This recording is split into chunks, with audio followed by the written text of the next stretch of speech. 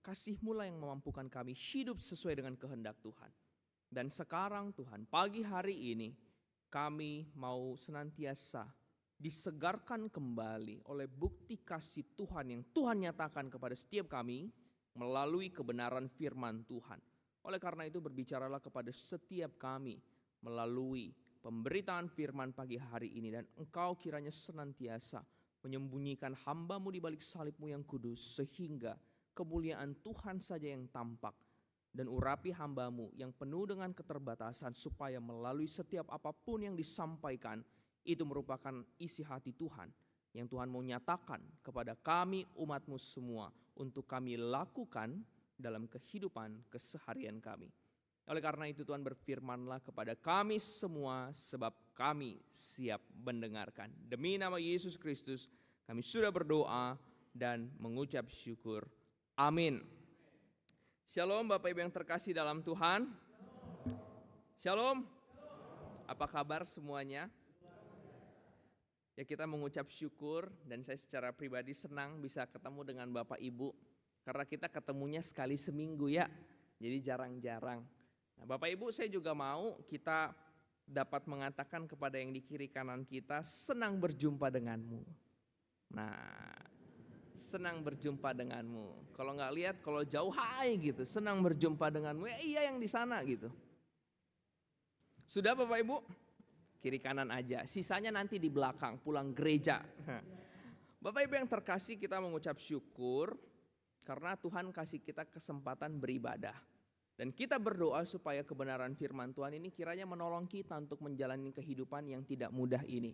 Bapak Ibu, perkembangan teknologi sangat cepat, informasi sangat banyak, dan juga berita kadang-kadang memenuhi isi pikiran kita dan membuat kita bisa kagum, bisa cemas, bisa takut, bisa emosi, bisa segala macam. Dan semua yang kita konsumsi itu bisa mempengaruhi pikiran kita. Tetapi kita mau melihat bagaimana ketika kita hidup sebagai orang Kristen yang taat, seharusnya kita dapat memfilter dan kita dapat senantiasa tenang menghadapi segala sesuatu yang terjadi. Bapak Ibu, kita akan baca satu bagian firman Tuhan dari Kolose 3. Kolose 3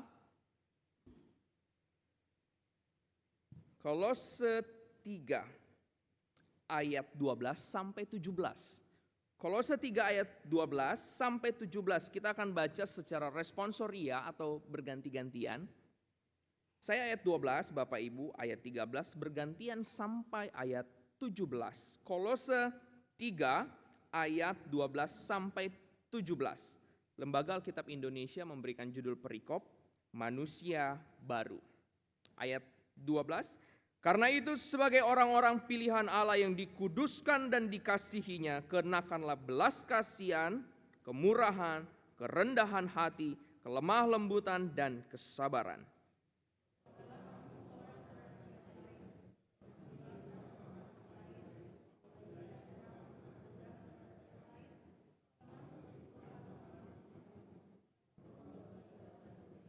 Dan di atas semuanya itu, kenakanlah kasih sebagai pengikat yang mempersatukan dan yang menyempurnakan.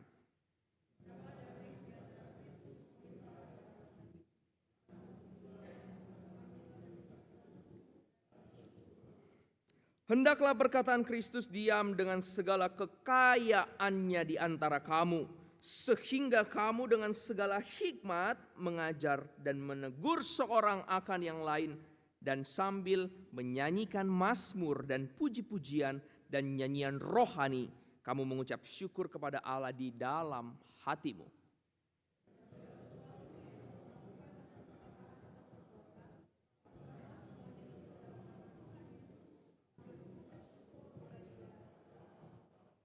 Puji Tuhan, sedemikian jauh pembacaan firman. Berbahagia setiap kita yang tidak hanya baca dan tahu, namun menghidupi dan melakukannya. Bapak Ibu yang terkasih dalam Tuhan, tema kita hari ini adalah jejak firman dalam dunia nyata. Jejak firman dalam dunia nyata. Mari sama-sama kita ucapkan tema ini. 2, 3, iya. Jejak firman dalam dunia nyata. Ya Bapak Ibu yang terkasih dalam Tuhan, teks yang kita baca ini ditulis di dalam keadaan atau situasi yang tidak biasa. Sebagaimana kita tahu, ketika Rasul Paulus menuliskan sebuah surat bagi jemaat-jemaatnya, situasinya gak selamanya baik, tidak selamanya tenang, dan tidak selamanya dia bisa menikmati keadaan dalam menulis surat itu. Tetapi pada waktu itu, di mana Kolose ditulis, ini dalam keadaan Rasul Paulus berada di dalam penjara. Filipi juga. Dia suruh kita berbahagia padahal dia dalam penjara. Dia suruh jemaatnya berbahagia padahal dia dalam penjara. Yang ini juga. Dia tuliskan surat kepada jemaat di Kolose dalam keadaan dia di penjara. Dan Bapak Ibu yang terkasih dalam Tuhan, kalau kita lihat lokasinya itu di Asia kecil. Kalau di sekarang lokasinya Turki namanya. Bapak Ibu ada yang udah pernah ke Turki? Wah, belum ada. Nanti jalan-jalan ya. Oh, ada yang sudah Bapak Ibu. Nah, jangan lupa nanti kasih tahu informasi di Turki itu seperti apa. Kita pengen tahu juga. Sehingga ketika kita melihat Alkitab, wah ternyata di kota seperti ini ada diceritakan dalam Alkitab. Dan situasinya pada waktu itu Bapak Ibu bukan situasi yang mudah. Kenapa? Karena Rasul Paulus menuliskan surat ini kepada jemaat yang sedang menghadapi yang namanya legalisme. Makanan haram dan halal. Itu contoh sederhananya. Menghadapi legalisme. Kenapa legalisme? Karena dengan hukum yang ada mereka bisa menilai orang. Oh, kalau begini dia sakit berarti dia berdosa. Contoh sederhananya sebagaimana perjanjian lama. Kalau seseorang kena sakit dan segala macamnya itu berarti kutukan Allah. Itu satu hal. Yang selanjutnya filsafat dunia. Ajaran kosong yang menekankan hikmat manusia. Wisdom, bukan wisdom of God. Tetapi bagaimana cara atau nilai hidup ditentukan oleh kebisaan manusia, kemampuan intelektual yang manusia miliki pada saat itu. Nah Bapak Ibu yang terkasih, sehingga kalau orang dengar kata salib pada waktu itu adalah suatu kebodohan. Nah itulah hikmat dunia yang melihat bagaimana orang yang disalib bisa menyelamatkan kita yang aman-aman saja. Itulah salah satu hikmat dunia yang mengatakan salib itu adalah kebodohan. Selanjutnya ada penyembahan malaikat-malaikat. Ini berbicara tentang pemujaan makhluk ciptaan. Ciptaan membuat patung dan juga disembah oleh ciptaan yang sama. Bapak Ibu yang terkasih, ini menggambarkan apa? Manusia pada waktu itu gak puas. Dia mau menyembah yang kelihatan. Kita mau menyembah Allah tapi gak ada bentuknya sehingga dibuatlah patung-patung, cara-cara. Kalau kita lihat di kuil-kuil ada patung-patung Artemis untuk dibawa pulang ke rumah. Habis itu berdoa kepada patung. Itu sederhananya, itu yang dihadapi Rasul Paulus yang menulis dan juga jemaat yang sedang berada dalam lingkungan seperti itu. Sehingga Bapak Ibu yang terkasih dalam Tuhan, ini ada peringatan-peringatan. Di pasal 1 ada peringatan tentang ajaran palsu. Pasal 2 pedoman praktis hidup baru dalam Kristus. Dan dalam bagian ini kita dapat melihat hal-hal yang bisa atau yang mendasari kehidupan Kristen. Apa yang harus dilakukan orang Kristen dan bagaimana akhir hidup ketika kita hidup dalam Tuhan. Nah Bapak Ibu, ini seperti manual book. Bapak Ibu tahu manual book gak? Kalau kita beli barang ada cara pakai, cara penggunaannya. Nah Rasul Paulus menulis bagian ini, kitab ini dengan sesederhana itu. Bapak Ibu, apa sih yang harus kita lakukan agar dapat menghidupi jejak firman dalam dunia nyata? Apa yang harus kita lakukan? Jejak firman dalam dunia nyata. Kita akan belajar 3 hal. Saya akan sampaikan poinnya dulu. Yang pertama, ketahuilah. Yang kedua, kenalilah. Yang ketiga, kabarkanlah. Ketahuilah, kenalilah, dan kabarkanlah. Yang pertama, ketahuilah. Bapak Ibu yang terkasih, di ayat 12 dikatakan, karena itu sebagai orang-orang pilihan Allah yang dikuduskan dan dikasihi. Kita dikuduskan dan dikasihi. Bapak Ibu ketahuilah, kita sudah dikuduskan. Makanya layak datang ketemu kepada Tuhan. Amin. Layak berdoa kapanpun, dimanapun, dalam keadaan apapun. Kalau dulu harus diwakili Bapak Ibu. Kita minta ampun harus diwakilkan. Kita mau mengucap syukur, kita mau minta ampun pun harus bawa korban. Dan bukan kita yang mengorbankan langsung, ada imam. Bapak Ibu, kalau di zaman sekarang ada yang berdosa, dan coba kita bayangkan Bapak Ibu berdosa dan meminta ampun sama Tuhan, harus bawa kambing, lembu, burung, coba disembelihnya di mana? Ruangan kita cukup nggak Bapak Ibu? Nah misalnya sekali seminggu mau ibadah, semua kita berdosa, saya pun berdosa misalnya, bawa kambing masing-masing satu. Oh, gereja kita cukup nggak? Nggak cukup. Di zaman sekarang Bapak Ibu, repot nggak? Repot. Bawa Alkitab rada besar aja kadang-kadang berat Bapak Ibu. Ya boro-boro Alkitab. Apalagi sapi. Untuk minta ampun sama Tuhan. Bapak Ibu ada yang mau bawa sapi? Dan kalau kita lihat dalam perjanjian lama kan ada orang yang bawa binatang yang besar, ada yang binatang kecil. Itu menandakan apa? Dari segala lini masyarakat, kehidupan, semua bisa memberikan persembahan. Dari yang terkaya sampai yang termiskin sekalipun, itu gambaran apa? Tuhan bilang kamu bisa kasih persembahan kok. Bukan masalah banyaknya, bukan masalah sedikitnya, tapi masalah hati yang kamu mau bawa kepada Tuhan. Sehingga di sini kita lihat, kita harus mengetahui identitas kita. Itu semua sudah diselesaikan Tuhan di kayu salib. Sudah selesai, kata Tuhan. Masakan kita di zaman ini bilang masih ada Tuhan, ada yang mengganjal aku kayaknya gak diselamatkan deh.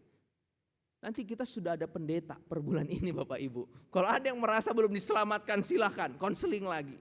Ngobrol lagi. Biar dikuatkan, diteguhkan. Kalau masih ragu. Sehingga Bapak Ibu yang terkasih kita harus ketahui, kita harus tahu identitas kita. Sehingga kita bisa menjadi cerminan kasih. Bapak Ibu mudah gak mengasihi orang? Di sini disuruh lagi mengampuni. Oh, sulit.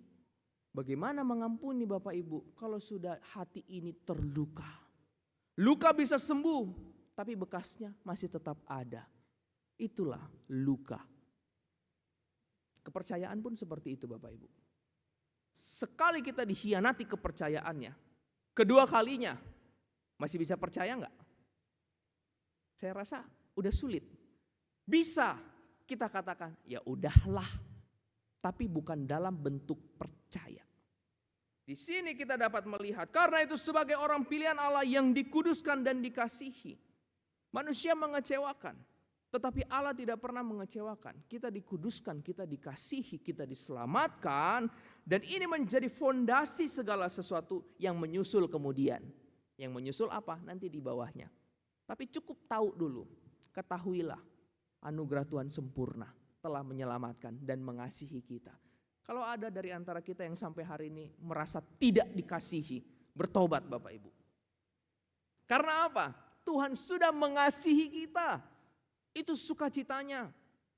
Jangan menyalahkan diri sendiri, jangan menghakimi, jangan mengutuki diri sendiri. Karena apa?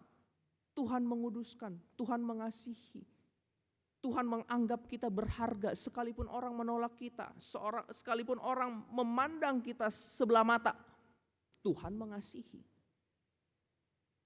Dan di sini kasihnya bukan dari kelayakan kita Bapak Ibu. Kasih Allah kepada kita bukan karena kita layak, tetapi karena Dia yang berinisiatif. Sehingga kalau kita lihat kata elektos di sini, terpilih, chosen. Ini berbicara tentang anugerah yang berdaulat. Kekudusan adalah identitas umat percaya yang berasal dari inisiatif Allah. Ketahuilah Bapak Ibu, kita berharga. Ketahuilah kita sudah dikuduskan. Ketahuilah kita telah menerima kasih sehingga kita bisa mengasihi. Bapak Ibu, kita bisa belajar mengasihi dari siapa sih? Orang tua bisa gak sepenuhnya mengasihi anaknya? Kadang sebal juga, kadang marah juga. Bahkan ada di beberapa cerita, di beberapa negara juga orang tua yang menganggap dia gak bisa mengasuh anaknya, dia buang anaknya.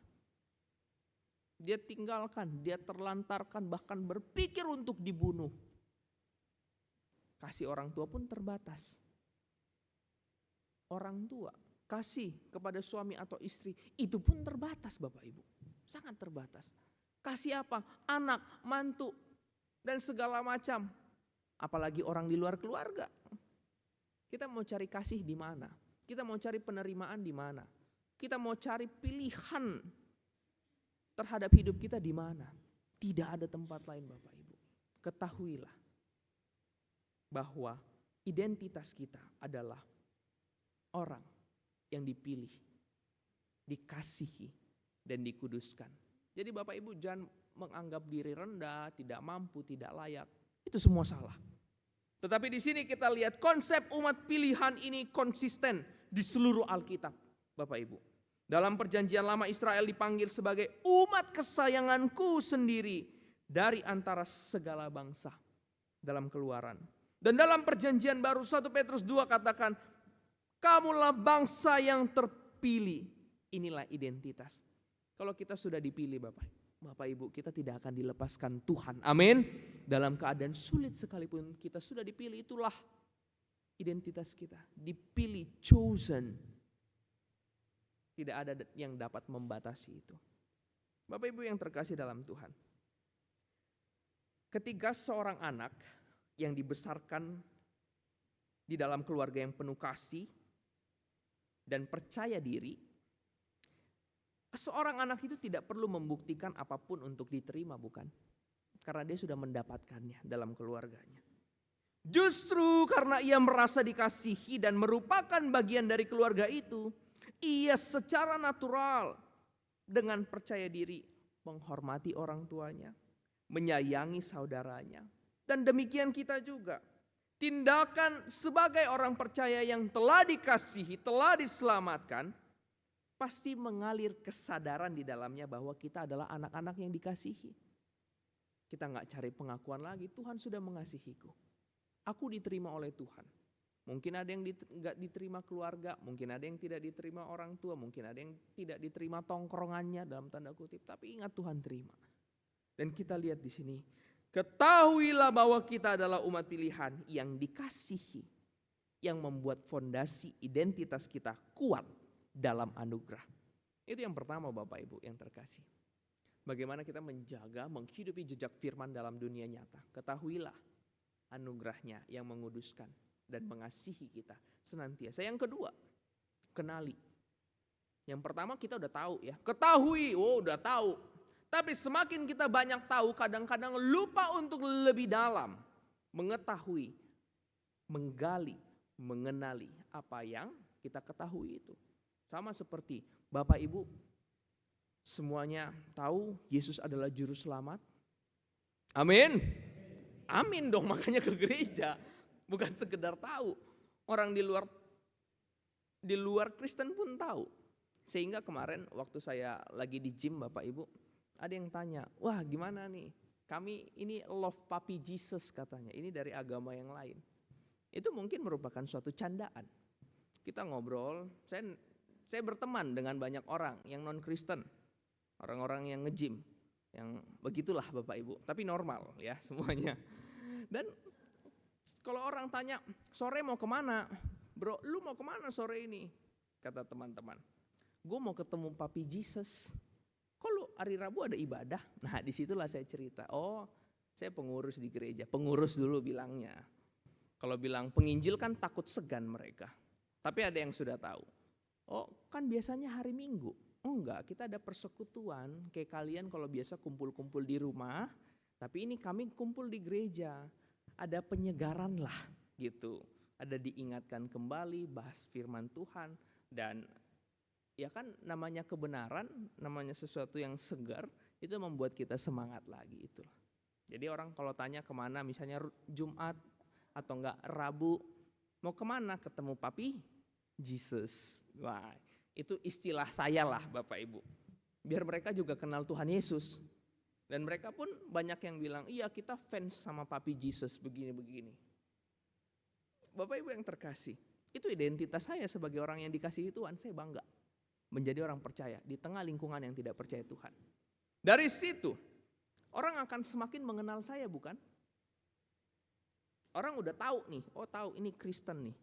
Dalam tanda kutip Kalau orang di luar bilangnya, woi si Pak Pendeta katanya. Woi Pak Pendeta, woi, panggilnya woi, begitu. Sehingga orang udah tahu. Jadi semakin mengenal, dan pada suatu waktu saya nge-gym by the way di 24 jam yang gak tutup Bapak Ibu. Dan saya pernah nge-gym subuh dari jam 12 sampai jam 3 subuh. Menemani teman saya itu juga yang lagi galau ceritanya. Tapi sekarang udah happy ending Bapak Ibu. Dan di situ dia cerita banyak hal. Saya kasih masukan, saya kasih pandangan rohani, tapi saya nggak pakai kata Tuhan. Bisa nggak Bapak Ibu? Cara kita mengenal orang, cara kita berelasi, cara kita membangun komunikasi, Alkitab sampaikan semuanya. Dan hikmat Tuhan menolong saya untuk mendeliver kebenaran itu, prinsip hidup yang rohani dalam bahasa yang sederhana, kekinian, dan sesuai konteks. Nah, setelah tahu, orang akan mengenal. Nah, di dalam pengenalan ini kita pun ketika melihat, oh iya Tuhan, aku udah dianugerahkan keselamatan, kasih yang besar. Aku mau semakin kenal deh sama Tuhan. Semakin kita mengenal Allah, kita lihat di sini. Rasul Paulus bilang, kenakanlah, nah pakailah, apa di situ Bapak Ibu? Di ayat 12, kenakanlah belas kasih, kemurahan, kerendahan hati, kelemah lembutan, dan kesabaran. Dan semuanya sulit dilakukan. Amin. Bener Bapak Ibu, sabar gampang gak? Susah. Mengampuni gampang gak? Apalagi lebih susah lagi. Tapi Tuhan bilang perbuatlah seperti yang aku perbuat. Waduh Tuhan. Tuhan kan disalib, Tuhan ngampunin. Coba kalau Bapak Ibu yang disalib, ngampunin gak? Ayo. Nah itu jawab masing-masing. Itu hal yang berat Bapak Ibu. Tidak mudah. Tetapi di sini semakin kita mengenal Tuhan. Di sini ada kata mengenakan pakaian, memasukkan ke dalam, rapih. To put on, to clothe oneself. Artinya tindakan aktif, kita sendiri yang harus mengenakan. Kita sendiri yang harus memakai. Kita sendiri yang harus melengkapi. Ini gambaran apa Bapak Ibu? Tindakan aktif. Ini tidak pasif. Ketika kita sudah mengetahui, kita tahu, kita mau kenal. Nah, cara kita mau kenal itu gimana Bapak Ibu? Siapa yang mendekati duluan? Yang mau dikenal atau kitanya yang mau mengenal? Pasti yang mau mengenal kan yang mendekati. Kita mau mengenal seseorang. Kita dekati dulu, kita tahu dulu siapa yang mau kita kenal. Baru kita mendekati secara aktif. Kita yang datang secara aktif. Setelah kita tahu anugerah Tuhan, kita mau kenal. Caranya datang sama Tuhan, belajar firman Tuhan, cinta firman. Gampang bukan Bapak Ibu? Gampang tidak mencintai firman? Oh gampang, mencintai firman. Melakukannya? Nah, butuh bantuan Roh Kudus. Supaya kita dimampukan. Dan Bapak Ibu, kemudian ada tindakan operasionalnya. Kalau kita lihat tadi ada pakaian dasar. Belas kasih, kemurahan, kerendahan hati, kelemah lembutan, kesabaran. Gampang gak lemah lembut Bapak Ibu? Coba, gampang gak lemah lembut? Bukan lemah gemulai, bukan, beda. Lemah lembut. Saya sama anak-anak kadang gak lemah lembut Bapak Ibu. Ada yang menangis, kamu menangis, nih. Tisu lap sendiri ya. Nah, sama anak sekolah minggu Bapak Ibu. Saya begitu, bukan karena saya tidak mengasihi. Tapi saya mengajarkan untuk mereka bertanggung jawab dengan air mata mereka sendiri. Wah, bukan saya gak mau ngurusin. Karena kalau satu orang saya puk, ada 50 yang lain bagaimana Bapak Ibu? Nanti dibilang saya pilih kasih lagi. Nah, itu kan sulit. Jadi kalau kita lihat di sini, ada belas kasih, kemurahan, kerendahan, kelemah lembutan, kesabaran. Dan 2 tindakan operasionalnya. Cara pelaksanaannya. Yang pertama, saling menanggung. Yang kedua, saling mengampuni. Waduh, ini berat lagi Pak. Ya itulah kata firman Tuhan. Saya pun berat melakukan semuanya Bapak Ibu, sesempurna itu. Tapi saya selalu bilang, Tuhan tolonglah aku. Supaya aku bisa mengasihi, punya belas kasih, lemah lembut, punya kemurahan hati, punya kerendahan hati untuk menerima pendapat, masukan atau apapun itu. Kita minta sama Tuhan, kita sendiri gak mampu Bapak Ibu. Saya pun tidak mampu kalau bukan Tuhan yang menolong. Dan kita lihat di sini. Dan kita harus yang mengikat, yang menyatukan semuanya itu apa Bapak Ibu? Kasihlah yang menjadi pengikat, yang mempersatukan dan menyempurnakan. Kasih menutupi segala sesuatu.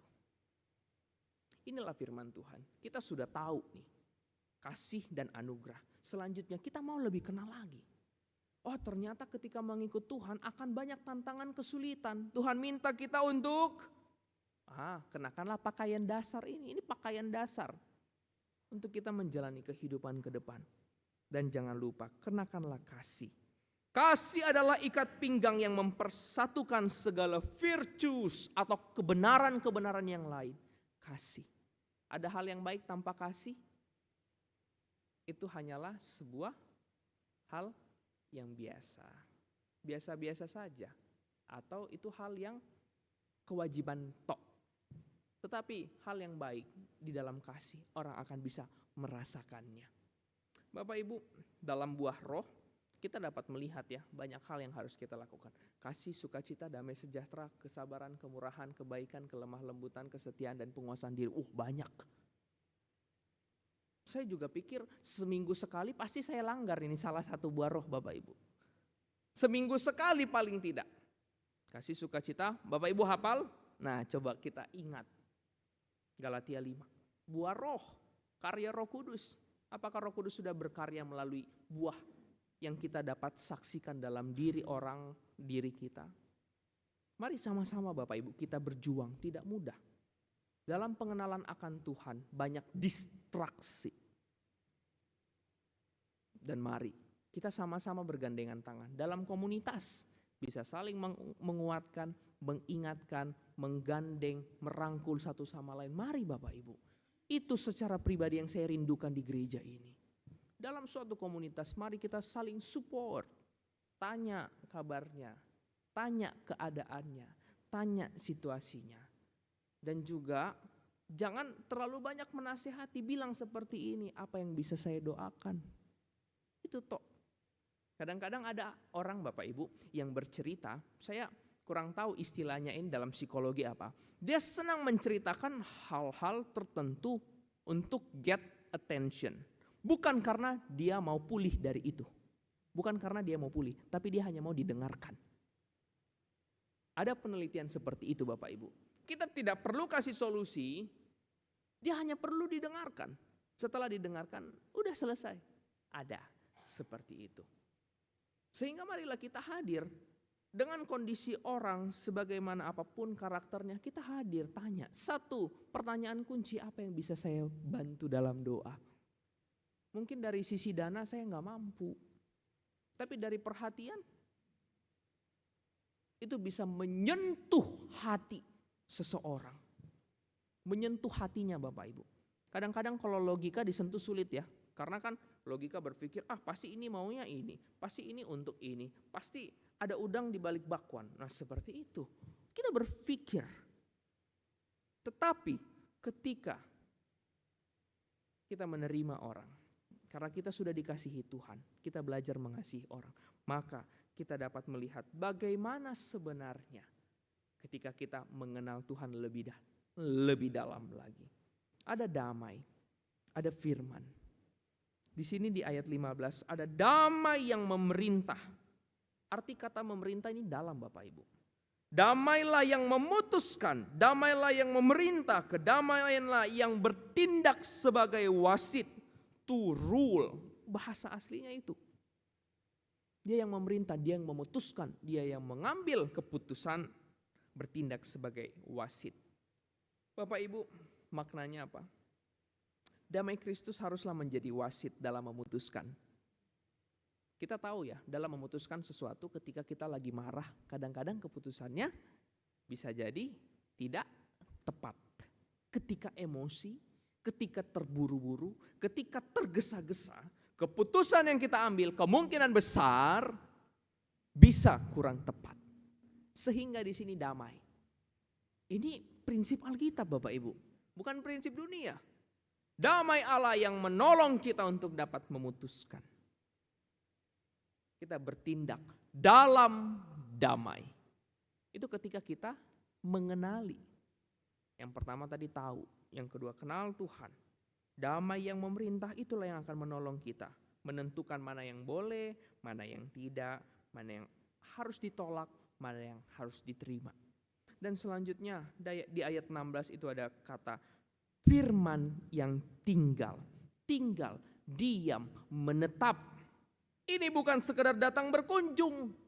Firman Tuhan gak kunjungan dalam diri kita, bukan kunjungan, bukan pelawatan dalam diri kita. Bukan hanya untuk nyalahin kita, tidak. Tapi firman itu tinggal. Ketika firman itu tinggal, dia yang akan mendrive kita. Mengajak kita untuk melakukan hal yang baik, yang tepat sesuai kehendak Tuhan. Bapak Ibu, Yohanes 14 ayat 27, damai sejati yang kuberikan, bukan seperti yang diberikan dunia. Bapak Ibu, kedamaian bisa dibeli enggak? Oh bisa, dengan cara ini, keamanan, super aman, safety dan segala macam. Oke. Tapi di sininya. Di luarnya mungkin bisa kita beli kedamaian. Tapi di dalam di sininya. Bisa enggak pikiran kita tenang? Bisa enggak hati kita tenang? Itu tidak bisa dibeli. Dan banyak orang aman secara fisik, secara kelihatannya. Tak tersentuhlah, untouchable. Tapi pertanyaannya, batinnya tenang enggak? Itu pertanyaannya. Sehingga di sini kita lihat damai sejati yang Tuhan berikan. Tuhan berikan kita damai sejati, ketenangan, melebihi siapapun yang bisa memberikan atau apapun yang bisa kita beli, kita bisa dapatkan untuk membuat kita tenang. Mazmur 119 ayat 11. Firman-Mu telah kusimpan dalam hatiku supaya aku jangan berdosa terhadap Engkau. Kita menyimpan firman dalam hati kita. Jangan biarkan kebenaran firman Tuhan seminggu sekali cuman kunjungan aja Bapak Ibu. Cuman penyegaran firman, cuman penyegaran doang, habis kita segar pulang udah firmannya ditinggalin karena udah buat kita segar. Tapi hendaknya firman itu tinggal. Kayak pujian KPPK ya, firman-Mu ku taruh dalam hatiku agar ku tak berdosa di hadapan-Mu. Firman Tuhan. Kenali Bapak Ibu, kenali Tuhan dan firman-Nya secara mendalam. Sehingga kita dapat menikmati damai sejahtera. Bapak Ibu yang terkasih, yang ketiga, kabarkan. Yang pertama apa tadi Bapak Ibu? Ketahuilah. Yang kedua, kenalilah. Yang ketiga, kabarkanlah. Bapak Ibu, ingat ya, mudah ya. Udah kita tahu, kita kenal, kita kabarkan yang kita kenali itu. Jejak yang terlihat itu melalui hidup yang diubahkan. Bapak Ibu kalau orang lihat, kalau di sini kita dapat melihat banyak jemaat-jemaat lansia ya Bapak Ibu. Jemaat-jemaat usinda. Kalau kita lihat jejak kehidupannya, coba tanya, Bapak Ibu kok bisa bertahan sih, kok bisa jadi Kristen, kok percaya Tuhan sampai umur segitu? Sampai umur 90, 80, 70, 60. Kenapa mau percaya Tuhan? Kenapa tetap setia? Kenapa tetap bertahan? Kita lihat karena ya saya nggak tahu jawabannya Bapak Ibu. Banyak yang bilang, wah kasih Tuhan nyata sama aku. Wah penyertaan Tuhan luar biasa. Wah ketika aku jatuh Tuhan topang. Ketika aku tidak punya siapa-siapa Tuhan hadir besertaku. Ketika aku merasa sendiri Tuhan mendampingi sekalipun tidak ada lagi pendampingku mungkin. Ketika aku hancur Tuhan yang memulihkan. Ketika aku jatuh Tuhan yang mengangkat. Ketika aku gak tahu tujuan Tuhan yang memberikan jalan. Itulah Bapak Ibu ketika jejak yang terlihat kita dengarkan itu menjadi kesaksian hidup. Sehingga saya selalu bilang sama jemaat yang usindah. Bapak Ibu saya senang kalau pelayanan di usindah. Kenapa? Jejak hidup, jejak iman yang Bapak Ibu telah lewati itu jadi pembelajaran hidup yang berharga buat saya. Saya belum menjalaninya, saya belum menghadapinya. Tetapi cerita itu memberikan kekuatan untuk saya melihat jejak hidup yang diubahkan. Yang disertai, diberkati dalam kesetiaan kepada Tuhan. Bapak Ibu, akhir dari semuanya ini bermuara pada satu prinsip hidup yang menyeluruh. Dan segala sesuatu yang kamu lakukan dengan perkataan atau perbuatan, Lakukanlah semuanya itu dalam nama Tuhan Yesus. Apapun juga yang kamu perbuat, perbuatlah seperti untuk Tuhan dan bukan untuk manusia. Kalau kita katakan prinsip Alkitab ini Bapak Ibu, semua bos akan senang. Amin.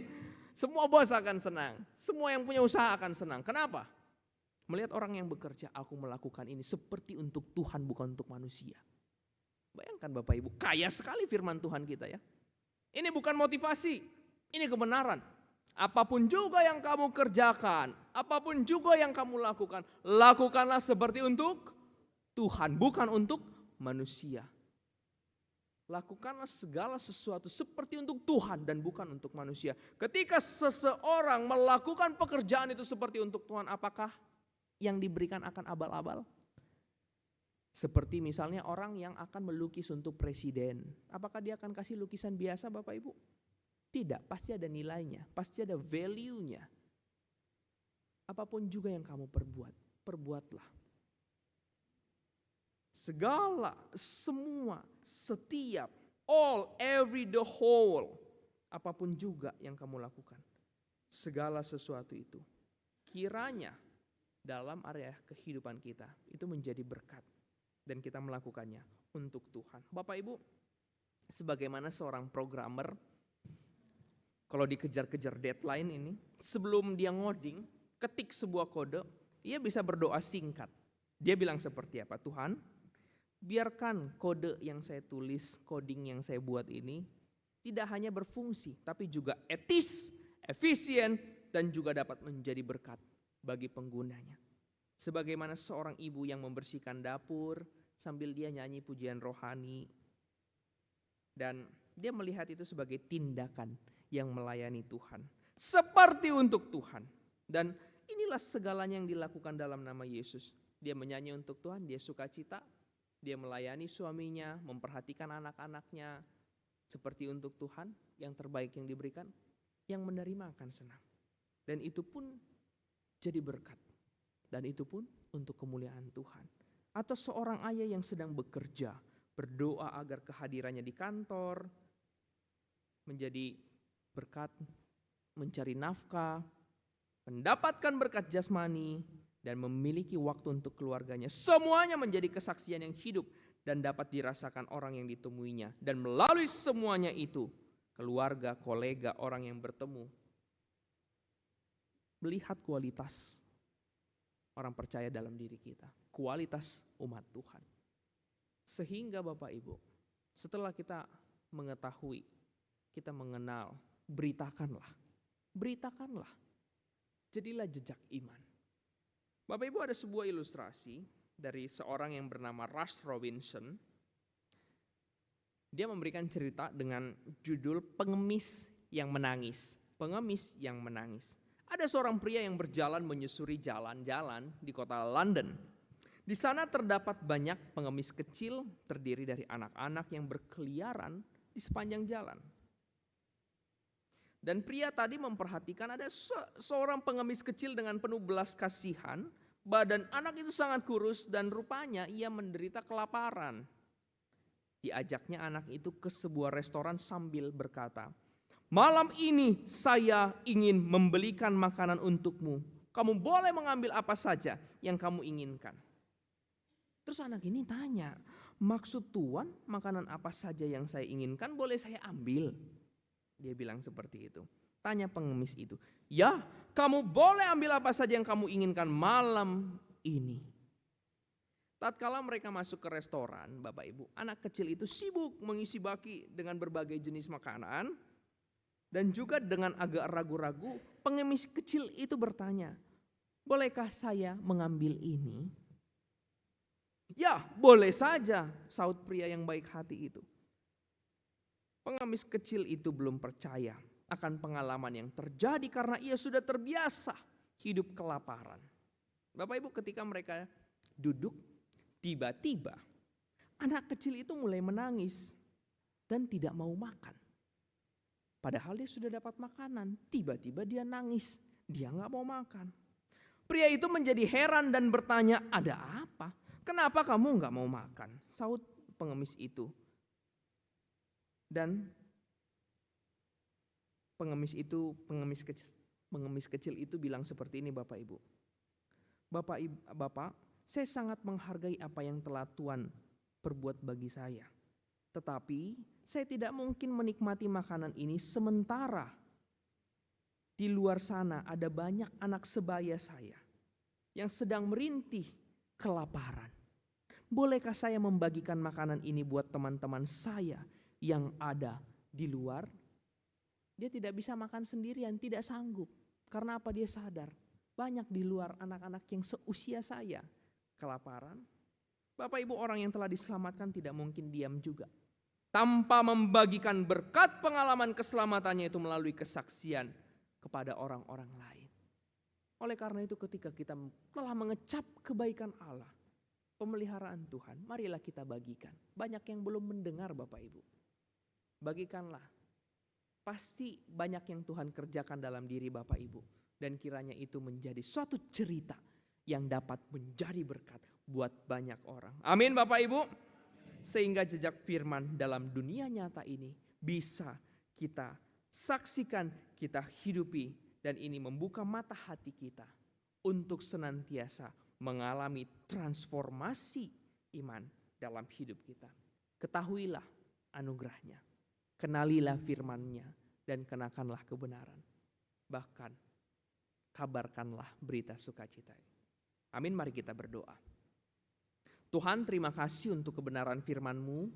Kau telah menyatakan kepada setiap kami untuk kami senantiasa mengetahui identitas kami sebagai orang yang dikasihi dan telah diselamatkan. Oleh karena itu kami mau kenali panggilan Tuhan dalam hidup kami.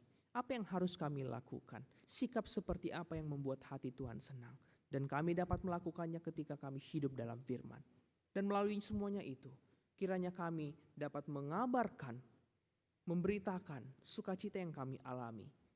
Sehingga orang lain pun dapat menikmati anugerah Tuhan bagi diri setiap orang percaya. Ini kami Tuhan, kiranya Roh Kudus memampukan kami melakukan kebenaran dalam keseharian kami. Demi nama Yesus Kristus kami sudah berdoa dan bersyukur. Amin.